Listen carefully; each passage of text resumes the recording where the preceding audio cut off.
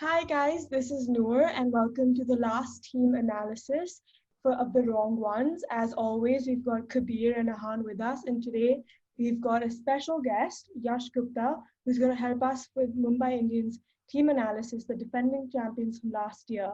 So before we start, I just want to say thanks for having us and thanks for being here, Yash, and thanks for watching, guys.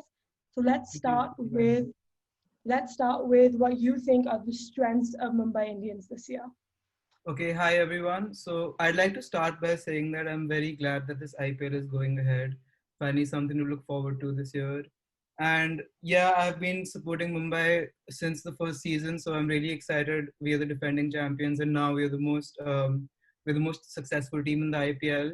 So clearly, and in the auction, we didn't really have a big auction. We again, our core of the team is still the same, so I think that's a very big strength. So I would attribute the strength of the all rounders we have as like a major strength, because I think that to win tournaments, especially limited over T20 tournaments, all rounders are really important. And if you look at Mumbai Indians lineups, including the backup all rounders, you have Karen Pollard, you have Krunal Pandya, you have Hardik Pandya, you have Nathan Coulter-Nile, which is a new acquisition, and I think he'd be really important now, especially that Malinga is injured. Then you also have Sherfane Rutherford, who they just bought, and they have a couple of new young all-rounders like Anukul Roy. So I think that all-rounders are one of Mumbai Indians' main strengths, and I think in their 11 they can easily fit up to three or up to four all-rounders. So I think that that really helps the team balance in terms of the bowling options and the batting option and the versatility. So I think that's one of the major strengths. And then another thing that I would like to point out is that, like I said, Mumbai haven't really changed much from the past 2 3 years. Like I said, the core of the team remains the same. Rohit Sharma, Bumrah, the Pandya brothers, everyone. McLennan now. So I think that's a winning combination. As we've seen, Mumbai have won four titles in the past 7 years, and most of the core of the team remains the same. So I think it's a tried and tested winning combination with world-class players and a really good captain to lead the line too. So Rohit Sharma as a captain is very important for us. He would be a strength. But what I would really want to happen this year would be Rohit Sharma, the batsman, to step up, because in the past 2 3 seasons, or maybe pretty much since 2015, he hasn't really been. He's been pretty underwhelming, to say the least.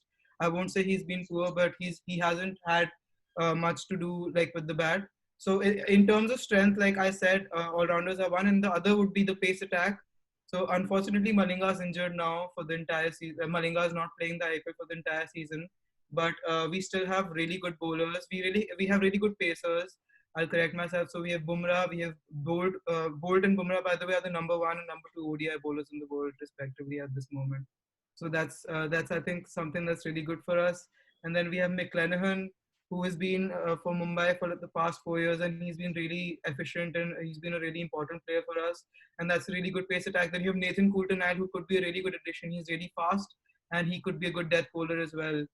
So and then in the Indian talent, you have Dhaval Kulkarni and you have Hardik Pandya. So the pace attack is really good.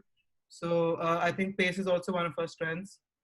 Um, yeah, so I'm like I said, I'm looking forward to this IPL, and I think Mumbai definitely have some well-established strengths that we've had for the past seasons. And this season, one of the things that we worked on was getting our bench strength right. So we have really good replacements now. We have De Kock and Lynn as openers. Then we have Sherfane Rutherford, Nathan Coulter-Nile, and like a couple of all-rounders. So we have really Great, good bench strength too. great, great. So that was a lot. So I want to ask, Kahan, let's go with you next. You agree where you with the strengths of Yeah, the I Mumbai? think for sure Yash covered a lot of the strengths that they've got this year, and I think one of the main strengths for me is the consistency that they've been able to maintain for the last 5 6 years. Because when you have a team, their team is built around some of the best Indian players there are, with Rohit Sharma, Pandya, and Bumrah as the spine, and then they built around that. And I feel like this consistency it makes it very clear to people what their roles are, and even the one or two new people that they buy,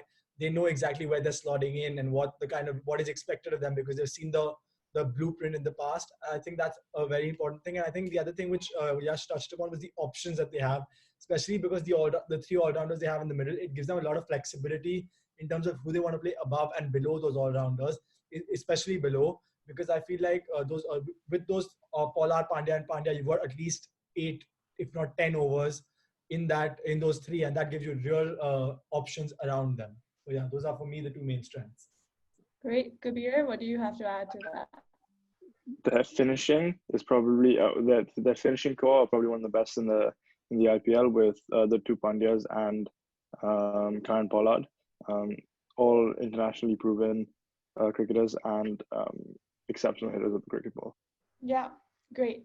I agree with what you all have said. I think that consistency is one of the things that's really going to stick with them this IPL as well. I also think they have a good 4, 5, 6, 7 option there. So they have good all-rounders in that position. And as we've talked over the series of these podcasts, like how important finishing is, because that's the difference between a 140 and a 170 or 180. And I think Mumbai's really got that. So if that finishing order clicks with them, I think they'll be in a really good spot.